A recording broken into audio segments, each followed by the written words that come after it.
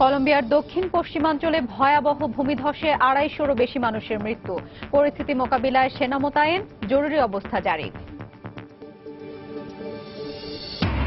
যুক্তরাষ্ট্রের বিচারপতি পদে গোরসাচের মনোনয়ন বাতিলের দাবিতে ওয়াশিংটনে বিক্ষোভ, নিয়োগ ঠেকাতে ঐক্যবদ্ধ ডেমোক্র্যাট সিনেটররা।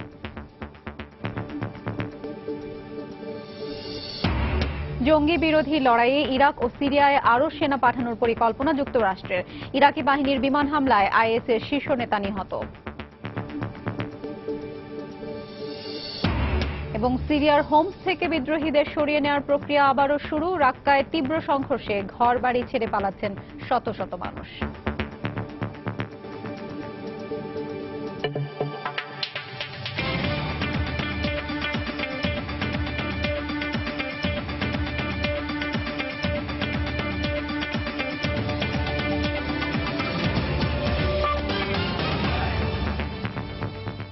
আন্তর্জাতিক সময়ের সঙ্গে আছি আমি হাফসাতুন্নেসা।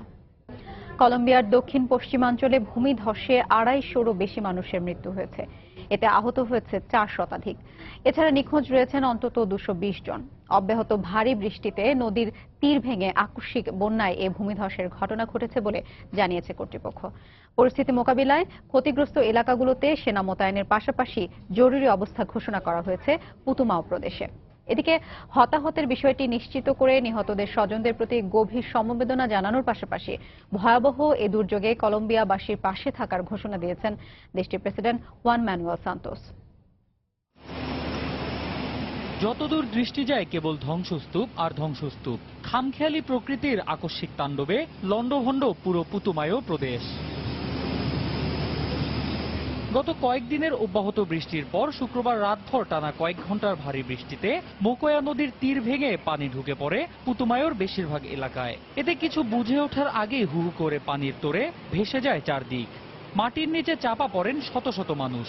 এমনকি কিছু কিছু ঘরবাড়ির ছাদ পর্যন্ত ঢাকা পড়ে কাদামাটির আস্তরে।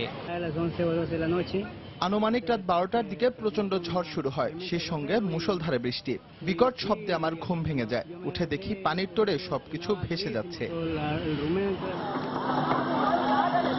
ক্ষতিগ্রস্ত এলাকায় উদ্ধার তৎপরতা চালাতে উদ্ধারকর্মীদের পাশাপাশি এরই মধ্যে মাঠে নেমেছে সেনাবাহিনী। তবে ভূমিধসের কারণে বেশিরভাগ রাস্তাঘাট ক্ষতিগ্রস্ত হওয়ায় দুর্ঘটনা কবলিত এলাকাগুলোতে পৌঁছাতে বেগ পেতে হচ্ছে বলে জানিয়েছে কর্তৃপক্ষ। এই মুহূর্তে যে বিষয়টি আমাদের সবচেয়ে বেশি ভোগাচ্ছে তা হলো এখনো বৃষ্টি হচ্ছে এবং ভূমিধস অব্যাহত রয়েছে। এখানকার প্রায় ৮০% রাস্তাঘাটই ভূমিধসের শিকার, আর এ কারণেই ক্ষতিগ্রস্ত এলাকায় পৌঁছাতে বেগ পেতে হচ্ছে আমাদের।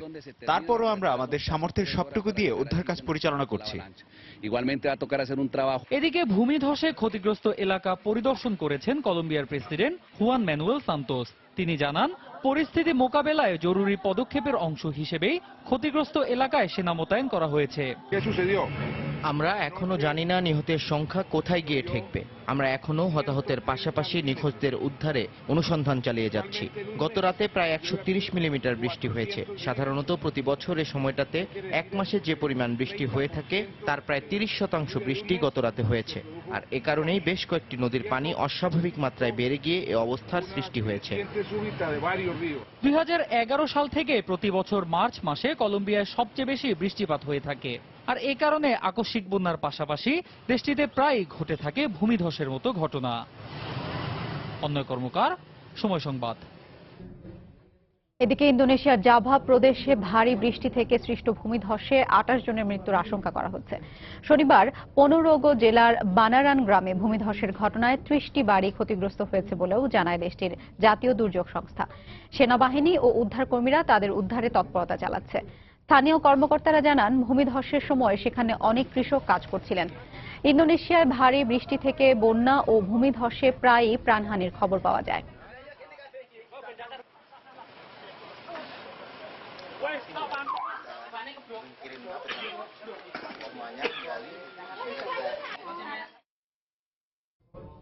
মার্কিন প্রেসিডেন্ট ডোনাল্ড ট্রাম্পের মনোনীত বিচারপতি নীল গোরসাচের নিয়োগ চূড়ান্ত করতে আগামী ৭ই এপ্রিল কংগ্রেসে ভোটাভুটি আয়োজনের প্রস্তুতি নিচ্ছে রিপাবলিকানরা।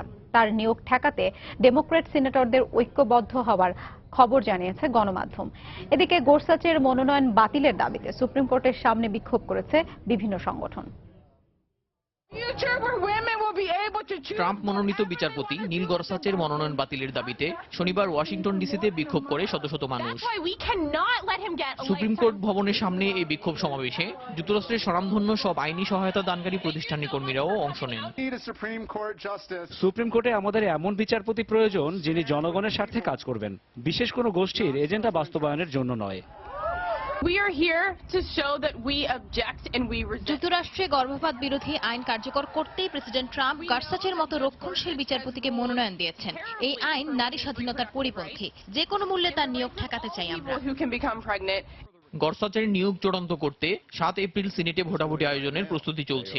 বিপক্ষে ভোট দিতে ডেমোক্রেট সিনেটররা সংঘবদ্ধ হচ্ছেন এমন আভাস পাওয়ার পরই তাদের সমর্থন দিয়ে দেশব্যাপী জোরালো আন্দোলনের প্রস্তুতি চলছে বলে জানিয়েছে বিভিন্ন সামাজিক ও নাগরিক অধিকার সংগঠন। এদিকে হোয়াইট হাউস প্রকাশিত ট্রাম্পের উপদেষ্টাদের আয়ের বিবরণী থেকে জানা গেছে প্রেসিডেন্ট কন্যা ইভাঙ্কার সম্পদের পরিমাণ $5 কোটি। তার স্বামী জেরার্ড কুশনারের সঙ্গে যৌথভাবে তা 24 থেকে 74 কোটি ডলার হিসেবে দেখানো হয়েছে। এছাড়া স্টিভ ব্যানন, শন স্পাইসার, কেলিয়ান কনওয়ে, গেরি কন সহ শীর্ষ কর্মকর্তাদের বার্ষিক আয় প্রকাশ করা হয়েছে। শনিবার ওয়াশিংটন পোস্টের এক প্রতিবেদন বলছে ট্রাম্প প্রশাসনের 27 জন কর্মকর্তার আয় যুক্তরাষ্ট্রের 86% মানুষের গড় আয়ের চেয়ে বেশি। এই 27 কর্মকর্তার বার্ষিক আয় $230 কোটি বেশি বলে প্রতিবেদনে উল্লেখ করা হয়। এথিক্স রেগুলেশন নামে একটি প্রতিষ্ঠানের আহ্বানের পরিপ্রেক্ষিতে আয়ের বিবরণী প্রকাশ করেছেন ট্রাম্প প্রশাসনের সাবেক নিরাপত্তা উপদেষ্টা মাইকেল ফ্লিনো। ব্যক্তিগত সম্পত্তির বাইরে 2014 থেকে 2016 সাল পর্যন্ত বিভিন্ন সভা সেমিনারে অংশগ্রহণের মাধ্যমে তিনি $13 লাখ আয় করেছেন বলে জানান। দেলোয়ার হোসেন, সময় সংবাদ। আন্তর্জাতিক সময় আরো দেখবেন। প্যারাগুয়েতে সরকার বিরোধী আন্দোলনের এক কর্মী নিহতের ঘটনায় ফুঁসে উঠেছে বিক্ষোভ। সহিংসতা বন্ধের আহ্বান প্রেসিডেন্টের। আইএস বিরোধী লড়াইয়ে ইরাক ও সিরিয়ায় আরো সেনা পাঠানোর পরিকল্পনা করছে যুক্তরাষ্ট্র। কোনো ঘোষণা ছাড়াই যে কোনো সময় এ উদ্যোগ নেওয়া হতে পারে বলে জানিয়েছে পেন্টাগন। এদিকে ইরাকি কুর্দি নেতা মাসুদ বারজানি কুর্দিস্তানের স্বাধীনতা প্রশ্নে গণভোট অনুষ্ঠানের ঘোষণা দেওয়ার একদিন পরে ওই অঞ্চলে কুর্দিদের পতাকা উত্তোলন নিষিদ্ধ করে একটি বিল পাশ করেছে ইরাকি পার্লামেন্ট। মসুলের ওল্ড সিটির নিয়ন্ত্রণ নিতে কয়েকদিন ধরে ইরাকি বাহিনী ও আইএসের মধ্যে তুমুল সংঘর্ষ চলছে। শনিবারও শহরটির দক্ষিণ পশ্চিমাঞ্চলে সম্মুখ যুদ্ধে লিপ্ত হয় দুপক্ষ। জঙ্গিদের চোরাগোপ্তা হামলার কারণে এলাকাটির নিয়ন্ত্রণ নিতে অনেক সময় লাগছে বলে জানায় নিরাপত্তা বাহিনী।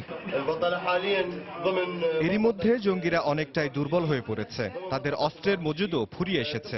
তারপরও তারা চোরাগোপ্তা হামলা অব্যাহত রেখেছে, বেসামরিক নাগরিকদের ঢাল হিসেবে ব্যবহার করছে। এসব কারণে অভিযান শেষ করতে কিছুটা সময় লাগছে। আশা করি শিগগিরই আমরা ওল্ড সিটি ও আল নুরি মসজিদের নিয়ন্ত্রণ নিতে পারবো। মসুলে অব্যাহত সংঘর্ষের কারণে সাধারণ ইরাকিদের দুর্ভোগ বেড়েই চলেছে। বিভিন্ন এলাকার শরণার্থীরা পালিয়ে সরকার নিয়ন্ত্রিত দক্ষিণ মসুলে আশ্রয় নিলেও খাবার সংকটে মানবেতর জীবন যাপন করছে তারা।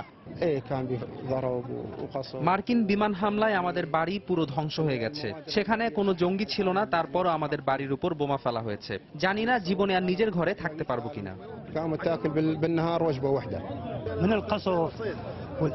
আইএস সদস্যরা আমাদেরকে জিম্মি করে রেখেছিল। তাদের কাছ থেকে 1 কেজি গম কিনতে 10 লাখ ইরাকি দিনার লাগতো। সেখান থেকে কোনো মতে পালিয়ে এসেছি, কিন্তু এখানেও খাবার সংকটে ভুগছি। সাধারণ মানুষের দুর্ভোগ কমিয়ে আনতে আইএস বিরোধী লড়াইয়ে মধ্যপ্রাচ্যে আরো সেনা মোতায়েনের পরিকল্পনা প্রকাশ করেছে পেন্টাগন। পূর্ব ঘোষণা ছাড়াই ইরাক ও সিরিয়ায় অস্থায়ী মিশন পরিচালনায় নতুন মার্কিন সেনা পাঠানো হতে পারে বলে জানায় যুক্তরাষ্ট্রের প্রতিরক্ষা দপ্তর। এদিকে ইরাকি যৌথ বাহিনী ও কুর্দি যোদ্ধাদের প্রচেষ্টায় আইএসের ভিত্তি যখন দুর্বল হয়ে এসেছে, ঠিক তখনই কুর্দিস্তানের স্বাধীনতার দাবিতে গণভোট আয়োজনের ডাক দিয়েছেন আধা স্বায়ত্তশাসিত ওই অঞ্চলের প্রেসিডেন্ট মাসুদ বারজানি। তার এই ঘোষণার একদিন পর শনিবার ইরাকের পার্লামেন্টে কুর্দিস্তান অঞ্চলের সরকারি ভবনগুলোতে কুর্দি পতাকা উত্তোলন নিষিদ্ধ করে একটি বিল পাশ করা হয়। স্বাধীনতাকামী কুর্দিদের প্রতি কঠোর বার্তা দিতেই কেন্দ্রীয় সরকার এই ব্যবস্থা নিয়েছে বলে মনে করছেন বিশ্লেষকরা। রিয়াদুল ইসলাম, সময় সংবাদ। এদিকে ইরাকি বাহিনীর বিমান হামলায় আইএসের উপপ্রধান আয়াদ আল জুমাইলির মৃত্যুর খবর পাওয়া গেছে। শনিবার দেশটির গোয়েন্দা কর্মকর্তারা জানান, সিরিয়া সীমান্তের কাছে ইরাকের আল কাইম এলাকায় শুক্রবারের অভিযানে জুমাইলি ছাড়াও জঙ্গি গোষ্ঠীটির আরো কয়েকজন শীর্ষস্থানীয় নেতা নিহত হয়। তবে মার্কিন জোট এবং আইএসের পক্ষ থেকে এ বিষয়ে কিছু বলা হয়নি। জুমাইলি আইএস প্রধান আবু বকর আল বাগদাদির পরই গোষ্ঠীটির দ্বিতীয় সর্বোচ্চ নেতা হিসেবে পরিচিত।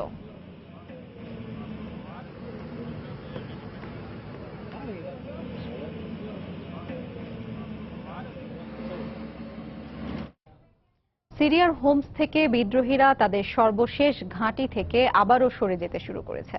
সরকার ও বিরোধীদের মধ্যে চুক্তি অনুযায়ী আল ওয়ারের এলাকা থেকে তাদেরকে ইদলিব প্রদেশে সরিয়ে নেওয়া হচ্ছে।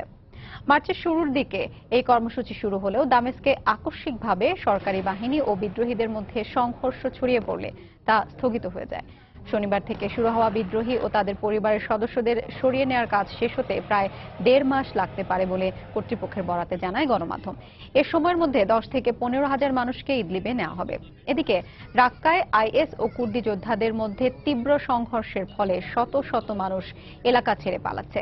এর মধ্যেই হামা প্রদেশে জঙ্গি বিরোধী লড়াইয়ে অন্তত 16টি গ্রামের নিয়ন্ত্রণ নেওয়ার দাবি করেছে সিরীয় সরকারি বাহিনী।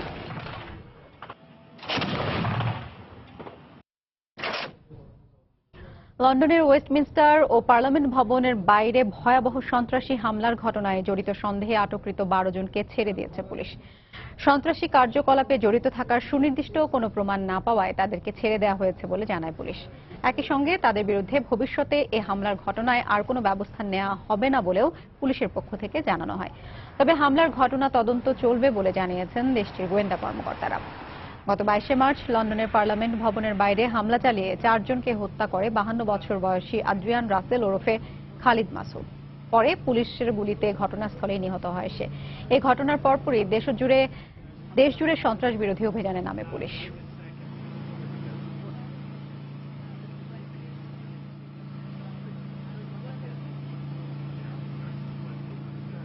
লাতিন আমেরিকার দেশ প্যারাগুয়ের প্রেসিডেন্টের পুনরায় ক্ষমতায় আসার সুযোগ সৃষ্টির লক্ষ্যে পুনর্নির্বাচনের একটি বিলের বিরুদ্ধে বিক্ষোভ অব্যাহত রয়েছে। এর আগে বিক্ষোভকারীরা কংগ্রেস ভবনে ভাঙচুর করে আগুন ধরিয়ে দিলে পুলিশের সঙ্গে ব্যাপক সংঘর্ষ হয়।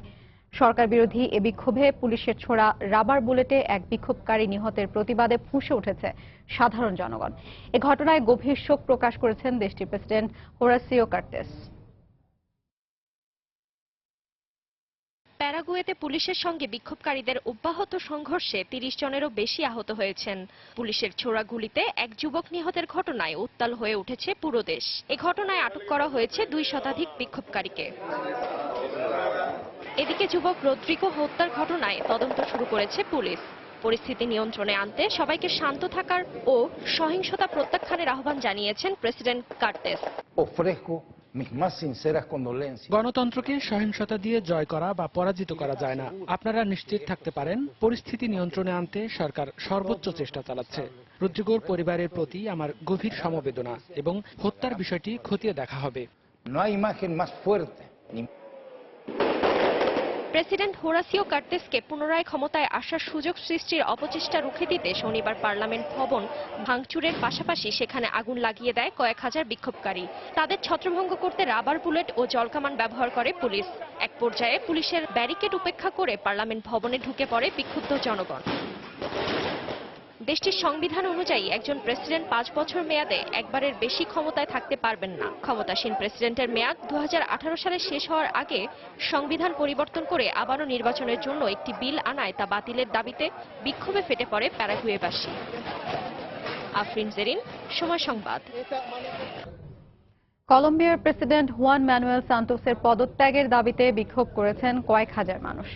শনিবার দেশটির সাবেক প্রেসিডেন্ট এবং প্রভাবশালী সিনেটর আলভারো উরিবের নেতৃত্বে সাধারণ জনগণ সরকার বিরোধী এ বিক্ষোভে অংশ নেয়। আলভারো জানান, গত শতকে যে কজন কলম্বিয় প্রেসিডেন্টকে ক্ষমতা ছাড়তে হয়েছে তারাও সান্তোসের মতো এত অদূরদর্শী ছিলেন না। সান্তোসের বিরুদ্ধে অভিযোগ, তিনি কলম্বিয়ার সশস্ত্র ফার্ক বিদ্রোহীদের সঙ্গে শান্তি আলোচনা ফিরিয়ে দিয়েছেন। গত বছর এই পরিস্থিতি তৈরি হলেও গণভোটের নামে তা প্রত্যাখ্যান করেন সান্তোস। কলম্বিয়ার মানুষ শান্তি চায় উল্লেখ করে বিক্ষোভকারীরা জানান, তারা প্রেসিডেন্ট সান্তোস কিংবা ফার্ক কাউকেই চান না।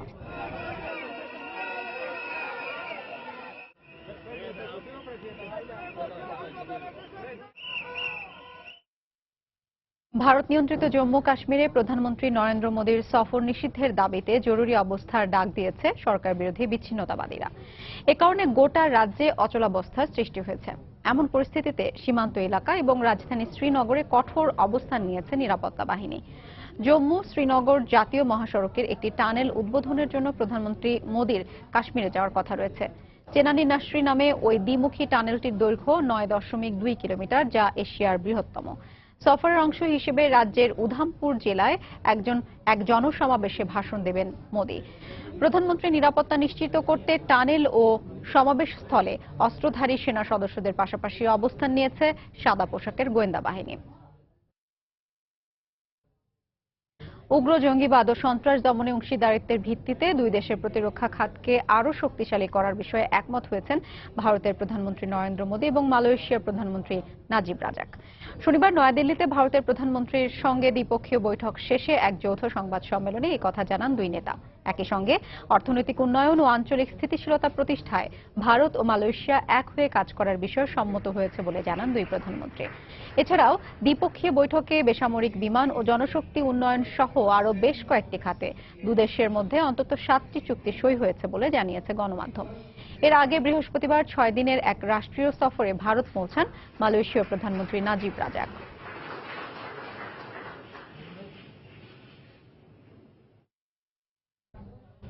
আন্তর্জাতিক সময় আরও যা দেখবেন। ভারতের মুম্বাইয়ে এক রেস্টুরেন্ট ব্যবসায়ের ভিন্ন ধর্মী উদ্যোগ, নিজ প্রতিষ্ঠানে নিয়োগ দিলেন বাক ও শ্রবণ প্রতিবন্ধীদের। পাকিস্তানের সারগোধায় শুক্রবার মধ্যরাতে 20 অনুসারীকে হত্যা করেছে মাজারের খাদেম। নিহতদের মধ্যে 16 জন পুরুষ ও 4 নারী রয়েছে। এ ঘটনায় আহত হয়েছে আরও 3 জন।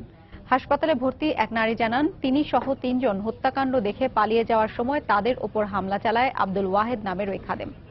ঘাতক খাদেম সহ 2 জনকে গ্রেফতার করেছে পুলিশ। সারগোধার ডেপুটি কমিশনার লিয়াকত আলী চাট্টা জানান, প্রধান সন্দেহভাজন লাহোরের বাসিন্দা দেশটির নির্বাচন কমিশনের এক কর্মকর্তা। তাকে গ্রেফতারে পুলিশের অভিযান চলছে। আইন শৃঙ্খলা বাহিনী জানায়, অনুসারীদের একে একে মোবাইল ফোনে নিজের কক্ষে ডেকে আনেন খাদেম। হত্যার আগে মাদক জাতীয় দ্রব্য সেবন করিয়ে নারীদের শ্লীলতাহানি এবং ছোড়া ও লাঠি দিয়ে তাদের হত্যা করা হয়। মিশরের পুলিশ প্রশিক্ষণ কেন্দ্রে বোমা বিস্ফোরণে এক পুলিশ সদস্য নিহত হয়েছেন। আহত হয়েছেন আরও 15 জন। শনিবার দেশটির স্বরাষ্ট্র মন্ত্রণালয় এ তথ্য জানিয়েছে। মিশরের স্বরাষ্ট্রমন্ত্রী জানান, প্রশিক্ষণ কেন্দ্রের পাশে অবস্থিত গাড়ি রাখার জায়গায় একটি মোটর বাইকে বোমাটি লুকানো ছিল। আহতদের হাসপাতালে ভর্তি করা হয়েছে বলেও জানান তিনি। এ হামলার দায় স্বীকার করেছে নতুন জঙ্গি গোষ্ঠী লিওয়া আল থাওরা। ফেসবুক বার্তায় জঙ্গি গোষ্ঠীটি জানায়, গার্বিয়া প্রদেশের পুলিশ প্রশিক্ষণ কেন্দ্রে তাদের বাহিনী সফলভাবে হামলা চালিয়ে নিরাপদে ফিরে এসেছে।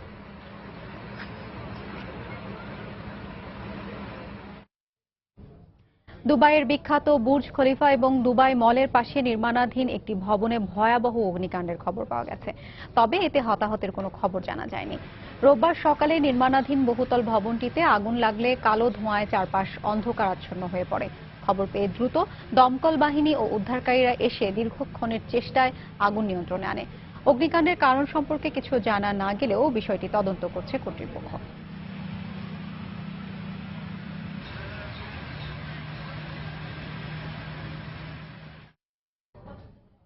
ফ্রান্সের প্যারিসে কার্নিভালের আগুন থেকে বিস্ফোরণের ঘটনায় অন্তত 30 জন আহত হয়েছে, যাদের মধ্যে বেশ কয়েকজনের অবস্থা আশঙ্কাজনক।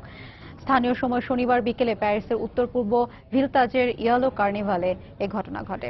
সামাজিক যোগাযোগ মাধ্যমে ভিডিওটি ভাইরাল হয়ে পড়েছে। ভিডিওতে দেখা যায়, আগুন ধরানোর কিছুক্ষণ পরে বোনফায়ারটি বিকট শব্দে বিস্ফোরিত হয়। চারপাশে তার ধ্বংসাবশেষ ছড়িয়ে পড়ে। বিস্ফোরণের কারণ সম্পর্কে কিছু জানা যায়নি। স্থানীয় কর্তৃপক্ষ ঘটনার তদন্ত শুরু করেছে। আগুন জ্বালাতে ব্যবহার করা পেট্রোলের কারণে বিস্ফোরণ ঘটতে পারে বলে ধারণা করছে পুলিশ। চীনের উত্তরাঞ্চলীয় সানজি প্রদেশে বাড়িতে রাখা দাহ্য পদার্থের বিস্ফোরণে 9 জনের প্রাণহানির খবর পাওয়া গেছে। আহত হয়েছেন আরও 7 জন। শনিবার রাতে এই দুর্ঘটনা ঘটে। প্রাথমিক তদন্তে ধারণা করা হচ্ছে, বাড়িতে অবৈধ দাহ্য পদার্থ মজুত করা হয়েছিল। বিস্ফোরণের আঘাতে আশপাশের আরও 5টি বাড়ি ক্ষতিগ্রস্ত হয়েছে। উদ্ধারকারীরা উদ্ধার অভিযান অব্যাহত রেখেছে। আহতদের স্থানীয় হাসপাতালে চিকিৎসা দেওয়া হচ্ছে।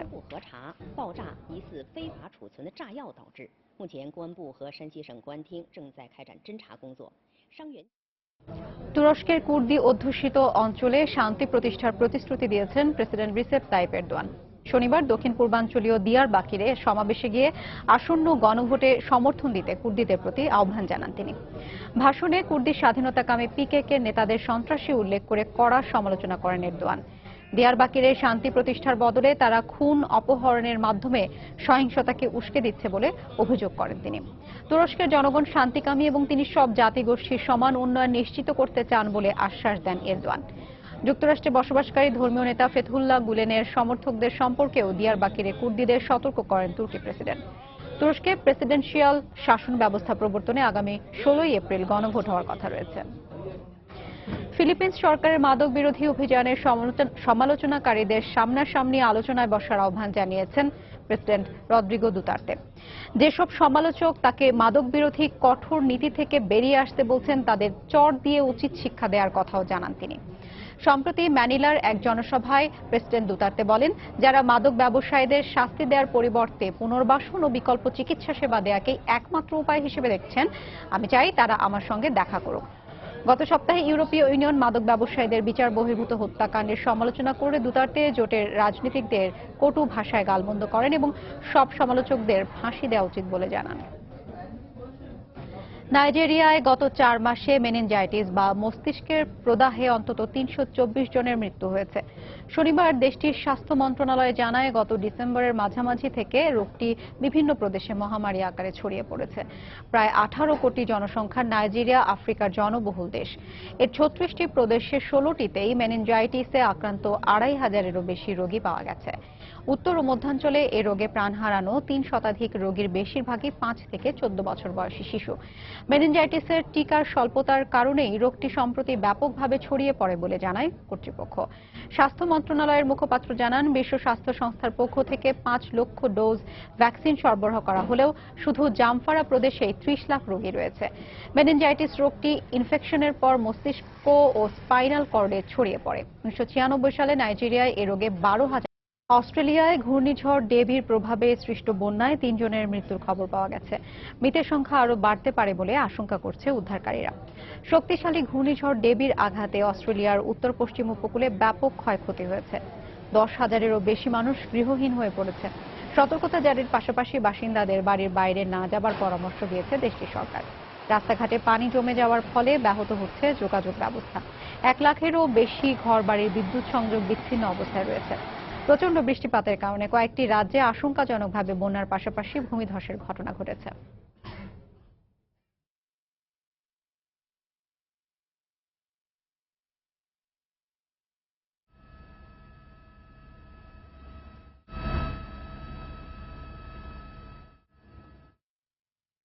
দক্ষিণ আমেরিকার দেশ পেরুর চলমান বন্যা পরিস্থিতির কিছুটা উন্নতি হলেও এখনো মানবেতর জীবনযাপন করছেন বন্যা কবলিত হাজার হাজার মানুষ। আশ্রয় কেন্দ্র ও পর্যাপ্ত ত্রাণের অভাবে চরম বিপর্যয়ের মধ্য দিয়ে একটি দিন অতিবাহিত করছেন তারা। সবচেয়ে বেশি ক্ষতিগ্রস্ত দেশটির পিউরা প্রদেশের বেশিরভাগ এলাকায় এখনো বন্যার পানি জমে থাকায় স্বাভাবিক জীবনে ফিরতে পারছেন না তারা। এই অবস্থায় দেশটির বন্যা কবলিত হাজার হাজার মানুষের জন্য প্রচুর পরিমাণ ত্রাণ সহায়তার আন্তর্জাতিক সম্প্রদায়ের প্রতি আহ্বান জানিয়েছে পেরু সরকার। এ পর্যন্ত সরকারের পক্ষ থেকে প্রায় 4,000 টন ত্রাণ সামগ্রী বন্যার্তদের মাঝে বিতরণ করা হলেও আরও প্রায় 4,000 ত্রাণ সহায়তার প্রয়োজন বলে জানানো হয়। এর আগে বন্যা কবলিতদের সহায়তায় এবং দেশটির বন্যা পরবর্তী পুনর্গঠনে চীনের পক্ষ থেকে 15 লাখ এবং যুক্তরাষ্ট্রের পক্ষ থেকে 7,75,000 মার্কিন ডলার অর্থ সহায়তা ঘোষণা করা হয়। দেশটির চলমান বন্যায় এ পর্যন্ত শতাধিক মানুষের মৃত্যু হয়েছে। প্রচণ্ড গরমে ভারতের বিভিন্ন রাজ্যে চলছে তীব্র দাবদাহ। শনিবার দেশটির পূর্ব ও উত্তরাঞ্চলীয় বেশিরভাগ এলাকাতে তাপমাত্রা ছিল 40 ডিগ্রি সেলসিয়াসের কাছাকাছি, কোথাও আবার তা ছাড়িয়ে গেছে 40 ডিগ্রিও। এর মধ্যে সবচেয়ে বেশি দাবদাহে পুড়ছে ওড়িশা রাজ্যের ভুবনেশ্বর, উত্তরপ্রদেশের কানপুর এবং কর্ণাটক রাজ্যের গুলবার্গা শহরের বাসিন্দারা। প্রচণ্ড গরমে ছাতা ছাড়া বের হতে পারছেন না কেউই। এ অবস্থায় প্রয়োজন ছাড়া ঘর থেকে বের হচ্ছেন না অনেকেই। বিশেষ প্রয়োজনে যারা বের হচ্ছেন তাদের অনেকেই কাপড় দিয়ে মুখ ও মাথা ঢেকে বের হতে দেখা গেছে। দাবদাহ আরও কয়েকদিন স্থায়ী হতে পারে বলে জানিয়েছে দেশটির আবহাওয়া বিভাগ। এছাড়াও ক্ষতিকর এল নিনোর প্রভাবে গেল বছরের তুলনায় এবছর বৃষ্টিপাত কম হবে বলেও জানানো হয়।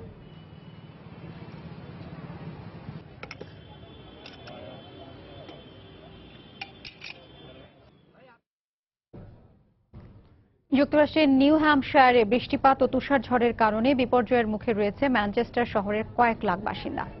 গত কয়েকদিন ধরে অব্যাহত তুষারপাতের কারণে বেশ কয়েকটি এলাকায় 6 থেকে 12 ইঞ্চি পর্যন্ত তুষার জমে যায়। তীব্র ঠান্ডার সঙ্গে শনিবার থেকে বৃষ্টিপাত শুরু হয়, জনদুর্ভোগ চরমে ওঠে। ঝোড়ো হাওয়ার কারণে বিদ্যুতের খুঁটি উপড়ে গেলে বিদ্যুৎ বিচ্ছিন্ন হয়ে পড়ে হাজারো মানুষ। এ অবস্থায় স্থানীয়দের রাস্তায় চলাফেরার ক্ষেত্রে সতর্ক থাকার আহ্বান জানিয়েছে কর্তৃপক্ষ।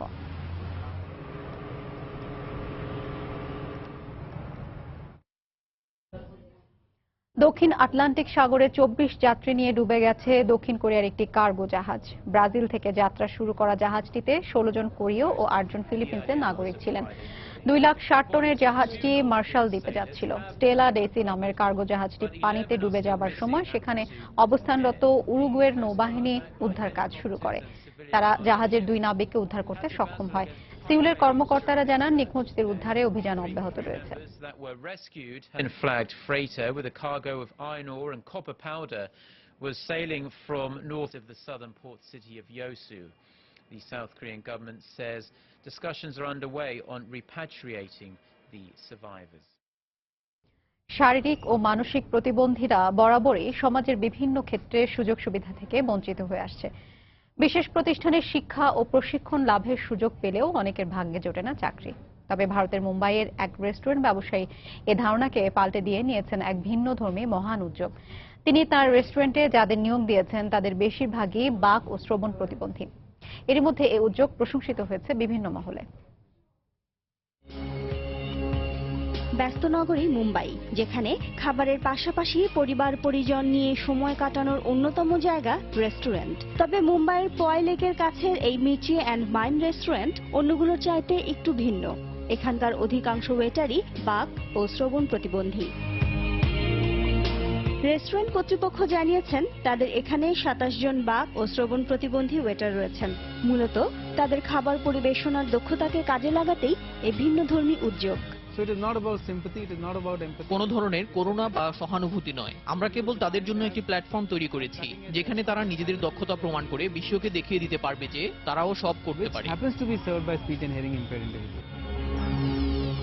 রেস্টুরেন্টে আসা অতিথিদের সঙ্গে ওয়েটারদের যোগাযোগ সহজ করা এবং খাবারের অর্ডার দেওয়ার জন্য মেনুতে যুক্ত করা হয়েছে ইশারা ভাষা বা সাইন ল্যাঙ্গুয়েজ। যে কোনো অপ্রীতিকর ঘটনা এড়াতে রেস্টুরেন্টের সর্বক্ষণ নজর রাখেন 3 জন ম্যানেজার। রেস্টুরেন্টে আসা অতিথিরা একে বর্ণনা করেছেন একটি মহান উদ্যোগ হিসেবে। সাইন ল্যাঙ্গুয়েজের মাধ্যমে খাবার দিতে বলার অভিজ্ঞতা আমাদের কাছে নতুন। এখানকার ওয়েটাররা বেশ স্বতঃস্ফূর্তভাবেই কাজ করছে, তারা খুবই খুশি। বিশ্বকে সবার কাছে আরো গ্রহণযোগ্য করে গড়ে তুলতেই সমাজের সবাইকে অন্তর্ভুক্ত করা খুবই গুরুত্বপূর্ণ। এভাবে বাক ও শ্রবণ প্রতিবন্ধীদের কাজের সুযোগ দেয়া নিঃসন্দেহে প্রশংসনীয়। নিজেদের গঠনমূলক কাজে যুক্ত করতে পেরে এবং দক্ষতা কাজে লাগাতে পেরে আনন্দিত বাক ও শ্রবণ প্রতিবন্ধী ওয়েটাররাও। যখন প্রশিক্ষণ নেওয়া শুরু করলাম তখন ভাবতাম কিভাবে সবকিছু করব, কিন্তু প্রশিক্ষণ নিয়ে আমি এখন অনেক আত্মবিশ্বাসী।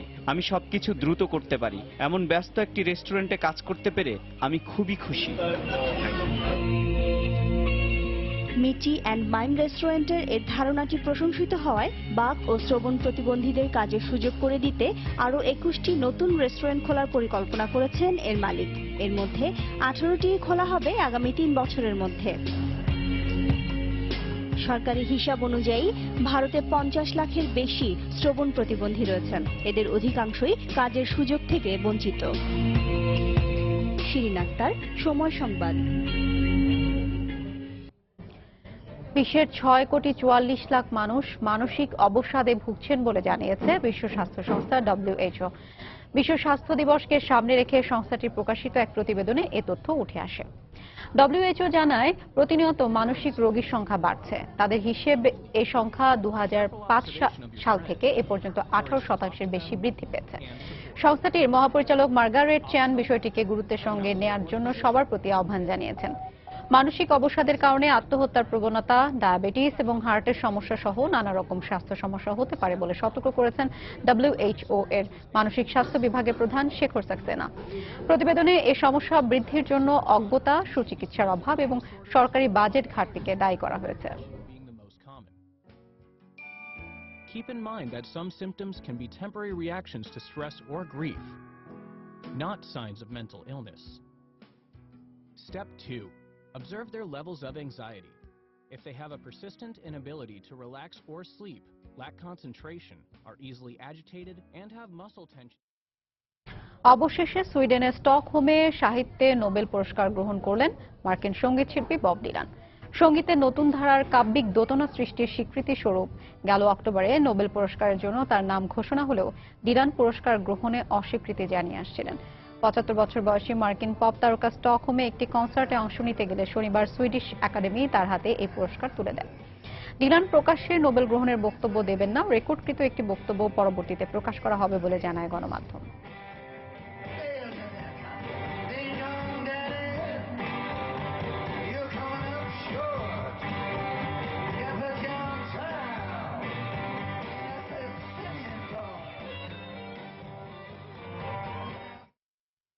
প্রকৃতিপ্রেমীদের জন্য খুলে দেওয়া হয়েছে এশিয়ার বৃহত্তম টিউলিপ বাগান। ভারতের জম্মু কাশ্মীরের এই বাগানটি 15 এপ্রিল পর্যন্ত জনসাধারণের জন্য উন্মুক্ত থাকবে। 15 হেক্টর বিস্তৃত এলাকা জুড়ে 46 প্রজাতির 40 লাখ টিউলিপ এখন ফুলে ফুলে স্বর্গের সৌন্দর্য ছড়াচ্ছে। এপ্রিলের শুরু থেকেই শ্রীনগর ফুলের অরণ্যে পরিণত হয়। আবহাওয়া অনুকূলে থাকলে এ পরিবেশ ৩-৪ সপ্তাহ বিরাজ করে। Indira Gandhi Memorial tulip garden রাজধানী শ্রীনগরের জাবারওয়ান অঞ্চলের ফুটহিলসে অবস্থিত। এর পাশে রয়েছে বিখ্যাত ডাল লেক। বাগানটি সিরাজবাগ নামে বেশি পরিচিত। 2008 সালে তখনকার রাজ্য প্রধান গোলাম নবী আজাদ এটি প্রতিষ্ঠা করেন। নয়নাভিরাম, ভুবন মাতানো এবং মন ভোলানো সৌন্দর্যের জন্য কাশ্মীর পূর্বের সুইজারল্যান্ড হিসেবেও খ্যাত। বিশ্বব্যাপী নাটকের সঙ্গে মানুষের সম্পৃক্ততা বাড়ানোর লক্ষ্যে বিশ্ব নাট্য দিবস পালন করেছেন যুক্তরাষ্ট্রের প্রবাসী নাট্যকর্মীরা। নিউ ইয়র্কের এস্টোরিয়ায় পাবলিক স্কুলে এই দিবসটি উপলক্ষে প্রবাসী নাট্যদল ঢাকা ড্রাম বিশেষ অনুষ্ঠানের আয়োজন করে। মঞ্চ ব্যবস্থাপনার প্রয়োজনে এ বছর 4 দিন দেরি করে দিবসটি পালন করা হয়। এবারের নাট্য দিবসের আয়োজনে বক্তব্য রাখেন নাট্যাভিনেতা ও নির্দেশক শামসুল আলম বকুল, মুজিব বিন হক, এ জামাল উদ্দিন হোসেন। নাটককে সমাজ পরিবর্তনের হাতিয়ার উল্লেখ করে তারা প্রবাসী নাট্যকর্মীদের বস্তুনিষ্ঠ বিষয়ে নাটক নির্মাণের আহ্বান জানান। পরে তপন দাশগুপ্তের গল্প ও শামসুল আলম বকুলের নির্দেশনায় ঢাকা ড্রামার নাটক রিসার্চ মঞ্চায়ন করা হয়। এছাড়া রঙ্গালয় ও শৌখিন নাট্যদল তাদের নিজেদের প্রযোজনার নাটক উপস্থাপন করে। মঞ্চস্থ হয় সোনিয়া হকের মনোলগ অর্ধনারীশ্বর।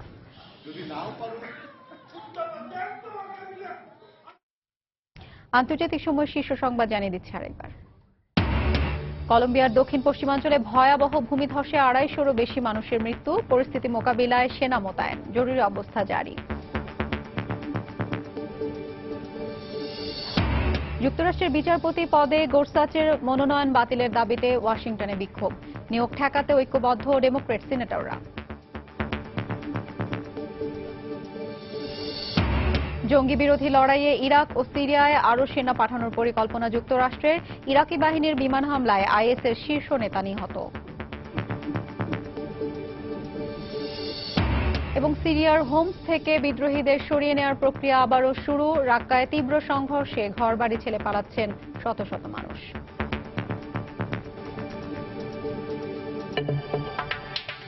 এই ছিল আন্তর্জাতিক সময়। যে কোনো খবর পেতে ভিজিট করুন সময়নিউজ.tv। সঙ্গে থাকুন সময়।